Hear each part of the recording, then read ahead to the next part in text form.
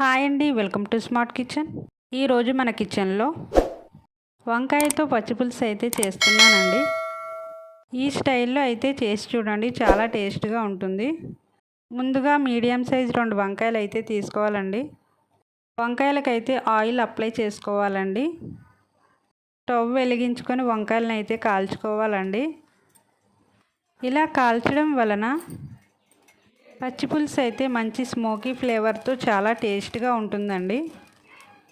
పచ్చిపులుసు అయితే చాలా రకాలుగా చేస్తారండి, కానీ ఈ స్టైల్లో చేసి చూడండి, మీ ఇంట్లో అందరికీ నచ్చుతుందండి. వంకాయలు అయితే కాలిపోయాయండి, పక్కన పెట్టి చల్లారనిద్దాం. పచ్చిమిర్చి అయితే తీసుకోవాలండి, మీ కారానికి తగినట్టు తీసుకోండి. నేనైతే 4 తీసుకున్నానండి. ముందుగా స్టవ్ వెలిగించి ప్యాన్ పెట్టుకోవాలి, ఆయిల్ వేసుకోవాలి. ఆయిల్ హీట్ అయిన తర్వాత పచ్చిమిర్చి వేసుకొని బాగా ఫ్రై చేసుకోవాలి. పచ్చిమిర్చి ఫ్రై అయిన తర్వాత 1 స్పూన్ జీలకర్ర అయితే వేసుకోవాలండి. ఫ్లేమ్ సిమ్లో పెట్టి వేయించండి, జీలకర్ర మాడిపోతుంది. పచ్చిమిర్చి అయితే ఫ్రై అయిపోయాయండి, పక్కన పెట్టి చల్లారనిద్దాం.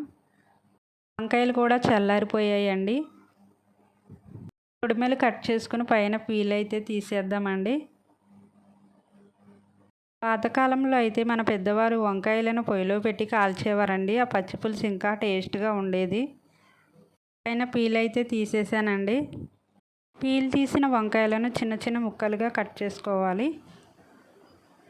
కట్ చేసుకుని పక్కన పెట్టుకుందాం.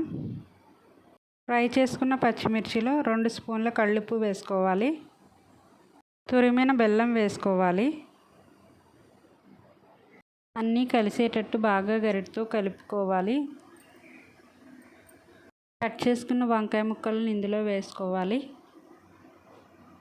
ఒక పెద్ద నిమ్మకాయ సైజు చింతపండు తీసుకొని నానబెట్టుకుని రసం తీసుకోవాలండి. చింతపండు రసం కూడా ఇందులో వేసుకోవాలి. అన్నీ కలిసేటట్టు ఒకసారి చేతితో కలుపుకోవాలండి. అన్నీ బాగా కలిసిపోయాయి. రెడీ అయిన పచ్చిపులుసులో కట్ చేసిన 3 ఆనియన్స్ వేసుకోవాలి. పచ్చిపులుసు టేస్ట్ అంతా ఈ ఆనియన్స్ వేయడం వల్లే వస్తుందండి. కొంచెం పెద్ద పీసులు అయితే వేసుకోండి.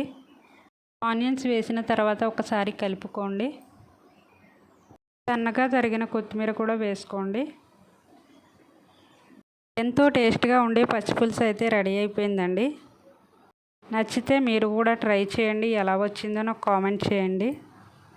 లైక్ చేయండి, షేర్ చేయండి, సబ్స్క్రైబ్ అయితే చేసుకోండి. మీరు లైక్ చేయడం వల్ల నాకు ఎంతో సపోర్ట్గా ఉంటుందండి.